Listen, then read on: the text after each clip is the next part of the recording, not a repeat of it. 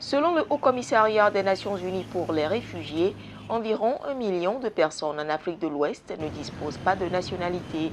L'absence de cette pièce paralyse les apatrides qui ne jouissent d'aucun droit dans la société. Le droit à la nationalité, c'est un droit qu'un État reconnaît à ses citoyens. Et donc, déjà à partir de 2014, le HCR, dans un élan mondial,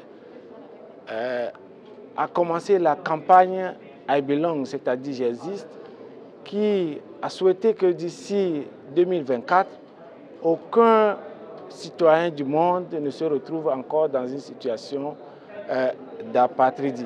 Cette rencontre des points focaux pour l'apatridie de la CEDEAO et de la CEMAC à Lomé au Togo vient donc évaluer les progrès réalisés en matière de lutte contre l'apatridie. Si les États affichent une volonté politique à éradiquer ce mal, beaucoup reste à faire pour que cette volonté politique se traduise dans les faits. Il reste à continuer à parachever l'harmonisation des cadres juridiques nationaux pour permettre que les lois nationales évite, ne crée pas l'apatridie. C'est un travail important qui est à faire.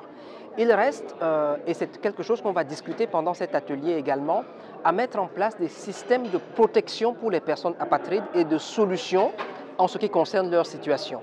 Donc tout cela, c'est un travail qui est en train d'être fait, ajouté bien entendu au travail toujours en cours et depuis longtemps, y compris avant la campagne d'amélioration des systèmes d'enregistrement à l'état civil.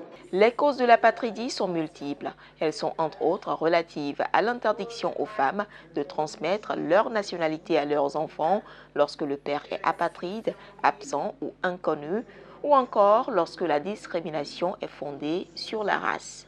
Aujourd'hui, 13 pays de la CEDEAO ont ratifié les 2 conventions internationales en la matière, notamment la Convention de 1954 relative au statut de l'apatridie et celle de 1961 sur la réduction des cas d'apatridie. Pour rappel, en septembre 2020, la Côte d'Ivoire est devenue le tout premier pays d'Afrique à adopter des procédures de détermination de l'apatridie en Afrique.